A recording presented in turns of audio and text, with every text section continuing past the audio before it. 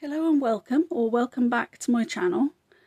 Today I'm going to be looking at a couple of layouts with you where I've mixed some papers together and also looking at different cases and things and talking about a couple of things that have just popped up on the Stampin' Up website.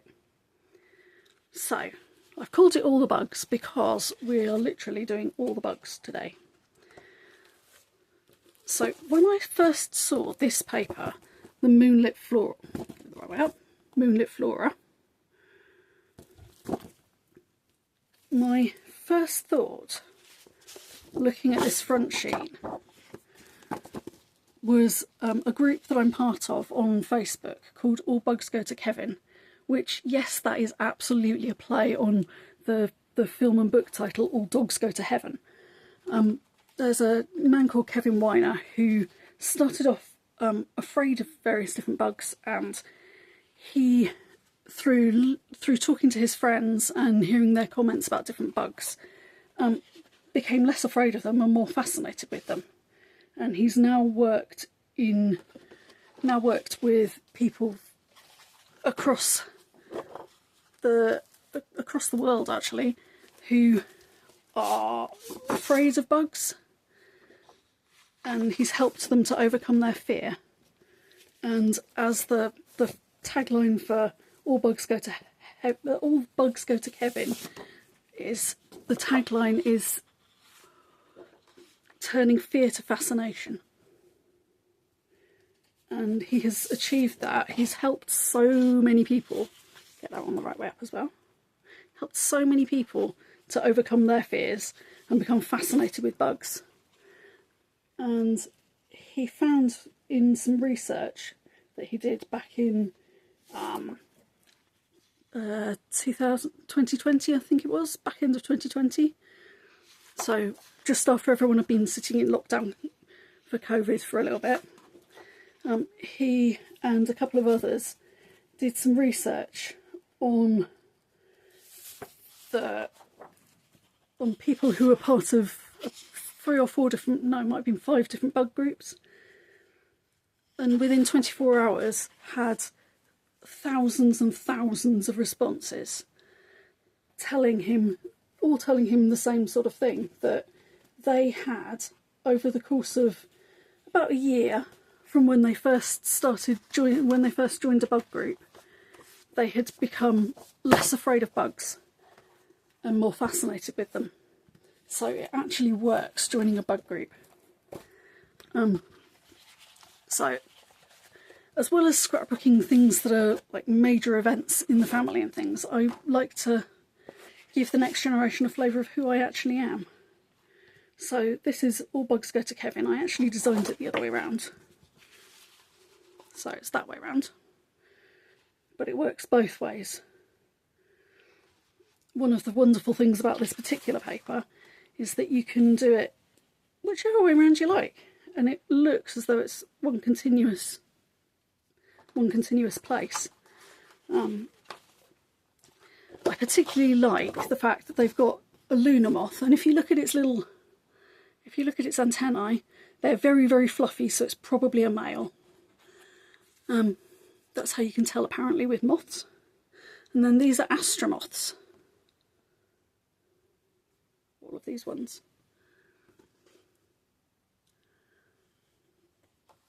When I was putting these together, I will just go and grab it. I borrowed it again today. I borrowed from my child. I borrowed their little fluffy astromoth, because as a result of being part of this group, my children are now really like bugs too. So one of them decided that they were rooting for the spider, not the cat, the other day, because the cat can chase any other spiders that it likes, but this particular jumping spider lives in our garden and it's our spider. And because one of the things that really helps is people making comments about how cute a little bug is.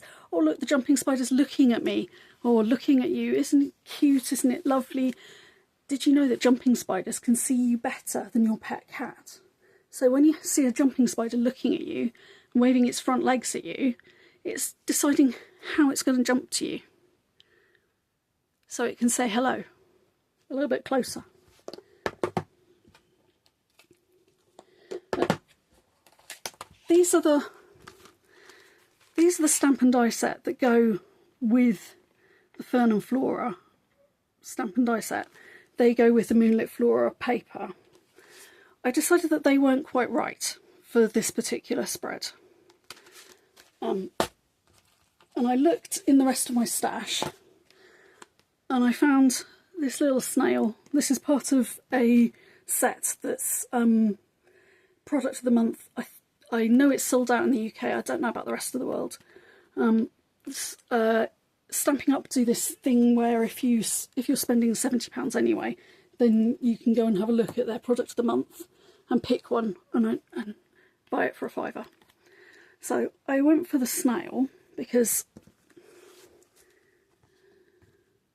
it seemed to go quite well with some of the other bits of this that I used. This is cute as a bug. I used a few pieces of it. And where is it? Over here. Here we go. This one, this snail here, because there's a ladybird riding on its back and blowing some, and because it's going along slowly but going along, some of the little seeds are blowing off of the dandelion, and the butterfly up here is catching them. It's quite fun, quite cute. Not particularly accurate, maybe, but then again, maybe it is. I don't know what bugs get up to when we're not looking. So yes, this is it, cute as a bug, this DSP. And let me get out the sheets of this. So this one, I cut the other sheet of this apart into all the different little scenes, and some of them individual bugs, some of them are set, so I kept the ants as a set, but I've also kept, for example, those two as a set on a few of them. But it's got this beautiful little flowers on a light green background. I believe that this is Old Olive. See, one of the things that you can do with the Stampin' Up sets is that you can have a little look and you can see that it says Basic Black, Blackberry Bliss, Cajun Craze, Cloud Cover, Crushed Curry, Daffodil Delight, Mossy Meadow, Old Olive, Pecan Pie, Poppy Parade, Pumpkin Pie and Very Vanilla. Those are all the different colours. So I know, because I know what the colours are, that Mossy Meadow is a slightly darker version of Old Olive. So I'm thinking that this is probably Old Olive rather than Mossy Meadow. But you can see that there's the darker green here, and then there's the lighter green. I can use this caterpillar actually. There's the darker green on the leaf and the lighter green on the caterpillar. So that's Mossy Meadow front and back. So on the two-tone cardstock you have the true colour or darker colour, and then the lighter side, which is a lighter shade of the true colour. And then with Old Olive it then continues. So with those two sheets of two-tone cardstock, you then have 4 shades that work very well together. And if you're a fan of Pepper-Bradbeer, which was an old in colour, it's almost identical to the light side of Old Olive. So if you're a fan as well, there we go, top tip from another fan. So that's one of the things I quite like about Stampin' Up, because they use a limited colour palette. I can mix and match between their different papers, and I know which things are going to go together. So look at this sheet of cutter parts. Isn't that cool? So you could put that on the front of a card and just have that as the front of your card. And then maybe with this one, you could have that and then stick maybe this caterpillar that's holding a leaf. Stick that on the front and then a greeting.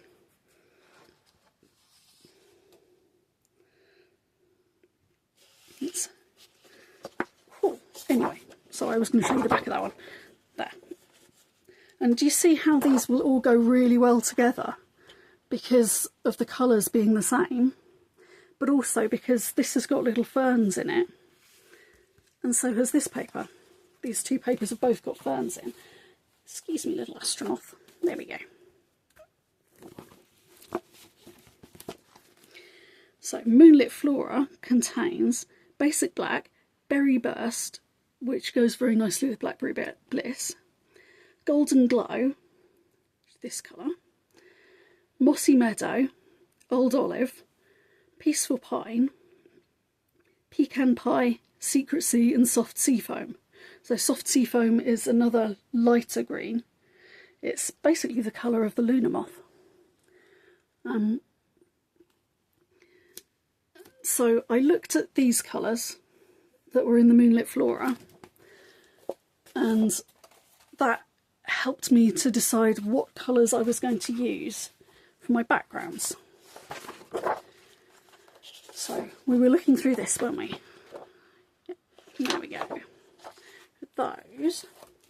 And there's this, which, again, I cut one of the sheets apart. This would be absolutely beautiful, I think, if you were to cut it down and then use it for card fronts. I can see that working really well for card fronts as well. So you could fussy cut, or you could just cut so you've got one piece that's like the main part of a scene. So maybe having the two that are sat on the mushroom as your main bit of the scene, and saying, "It was lovely to see you," or that sort of thing.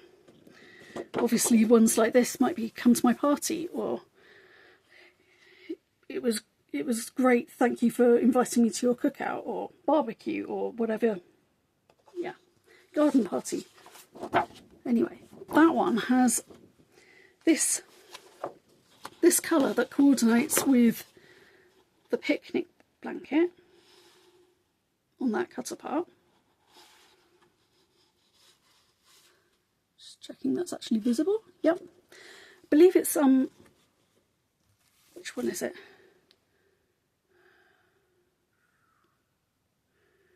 Yeah, I think it's a very watered down Cajun Craze, actually. It's not quite sort of pinky orange enough to be one of the Calypso Coral or Petal Pink, that sort of thing.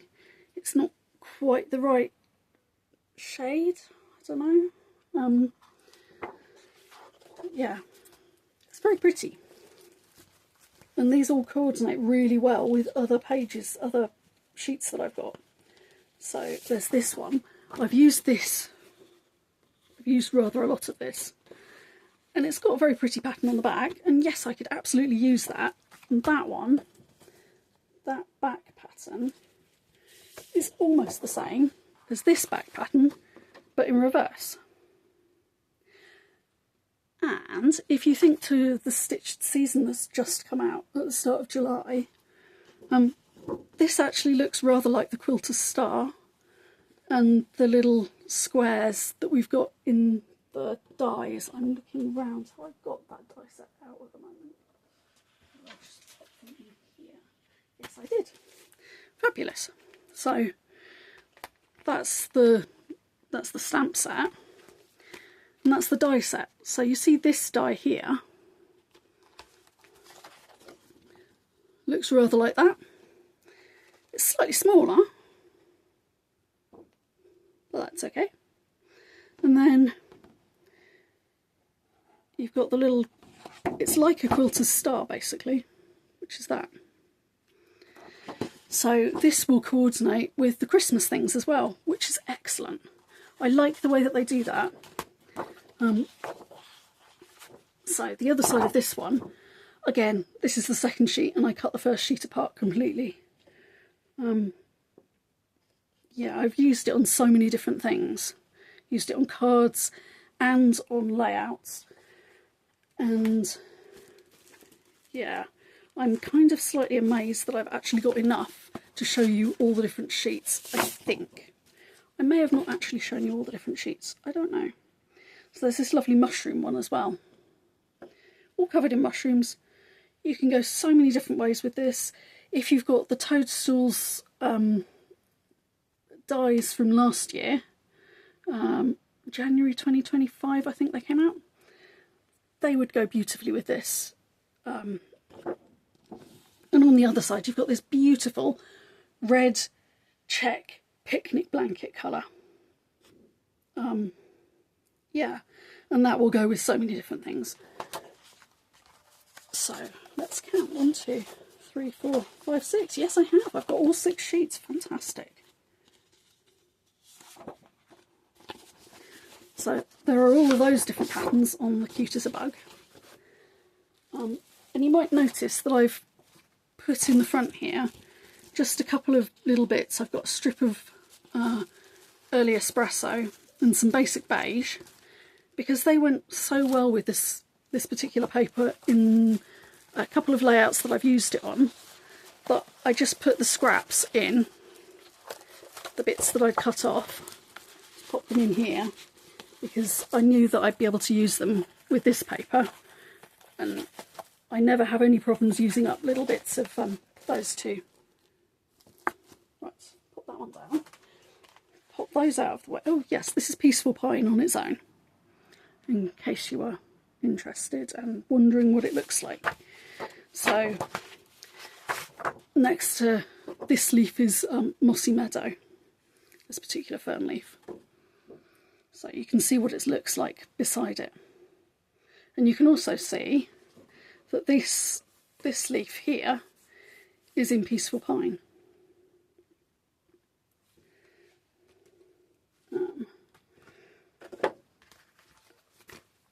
So the other piece from the Wild Bunch stamp set that I used was "Thank you for all you do," because I thought that was quite a good sentiment. For this page is going to be all about Kevin and his journey to overcoming his fear of bugs. And so I thought that worked very well there. And then I used an old greeting that I found in my stash, because I've been stash diving again, was "Simply the best." Because, yeah, I reckon he's simply the best. He's pretty good at helping other people to overcome their fears. He also goes around and educates people about bugs and about all the native ones and different variety. Yeah, and then on the Facebook page there are different guides. So there's a whole guide on the brown recluse spider, because most brown recluses that are mentioned aren't actually brown recluses. And then, so I watercoloured the little snail, and as always I use Morse code that says Kevin Weiner and thank you. And then again, this says "All bugs go to Kevin," just there.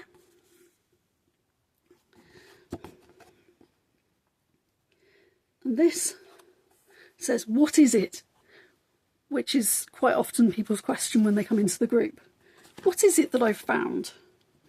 That was one of my first questions, actually. What is it that I found? And I realised that we can have katydids in the UK. And I'd found not just a katydid, but a katydid that was wingless and female with a massive ovipositor. So that was pretty cool. And then I used, it's not the alphabet a la mode, which is now retired. It's one that gives exactly pretty much the same size inside, but it also has the outside piece, which I've never quite figured out how to use. But you end up with all these little pieces.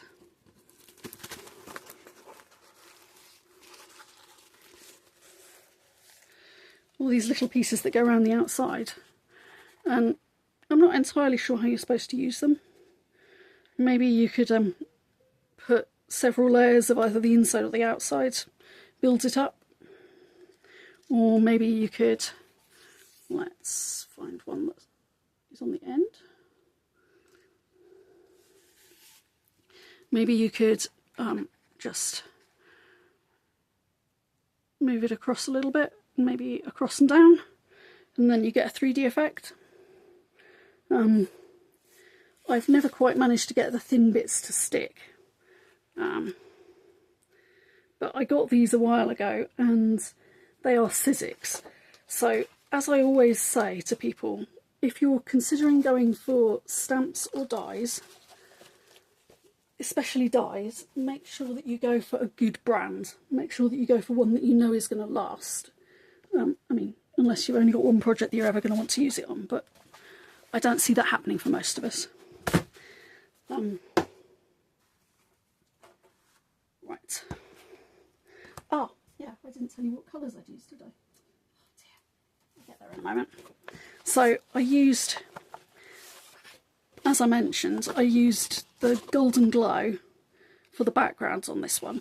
And rather unusually for me, I didn't cut a bit out the back. But that's what the difference between the light and the dark. If I do it that way round, that's probably easier to see. There's no writing on it. So the difference between the light and the dark is, let me see, can I get it to show up properly? Maybe under that light? Maybe, I don't know. It is really quite a golden yellowy colour. If you go and look on the Stampin' Up website, it is actually pretty true to the colour on the website. On all 4 screens that I've looked at it on. And then with this layout, I used soft seafoam for both this piece and the base of this side of the page, and also for the letters there. And as you can see, I used the darker side, no, the lighter side, get the right one round. Again, I used the lighter side. And you can see where I cut out a piece so that I could cut the letters out. Because although I didn't have any photos that I'm putting, well, I do have some photos, they're going to go here and in a flip flap. They're the analysis of the responses to that particular that survey that they did back in, yeah, it was 2020.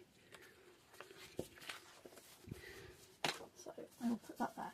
I'll pop a link to both the Facebook group and to the to his YouTube channel. I don't know how much he's put on his YouTube channel, but it's one of the ways that he's trying to educate people. So I also used this, Currently Learning, because one of his aims with the group is to help people to learn about different bugs. So the other 2 things that I wanted to talk about today are on the Stampin' Up website. If you happen to like either of these 2 paper packs, DSPs, and want to get some, then it's probably going to be prudent to go very soon to the Stampin' Up website, because they have a 15% off sale on pretty much all their paper. So all the 2-tone cardstock, all the A4 if you're in the UK and Europe and places, or letter if you're in the US. I'm not quite sure what they do in Canada or what they do in Australia and New Zealand, but wherever you are, it's your basic standard, goes through your printer without you having to change the settings size of cardstock that's single coloured, so dyed throughout, so when you cut it you get nice crisp edges and it just looks good, and it's slightly heavier weight than this sort of cardstock. But all the 2-tone stuff, so like this, see the basic beige is 2-tone. I need to go and pick up some more basic beige. It has just dropped as a 15% off. And the other very exciting thing that's just dropped is the second lot of the foil. So if you're interested in foiling, then Stampin' Up have got a new system that's come out. They're the first ones with this particular system. The reason why I've got this is because it's not just an old DVD case, it's the old style old DVD case. So not the one that's just been phased out, but the one before that. And one of my friends, Candy Roberts, who's a US demonstrator, found that she could fit 6 rolls of the foil for foiling from Stampin' Up into one of these old cases. So if you've got any of these kicking around, they're really useful for the foiling. And this is what I mean when I say an investment set. I bought this, I've got no idea how long ago. It's a 135 start code, so that probably tells some of you how long ago it might have been. It's Project Life day to day, and I still use it. I not only still use it, but quite impressively,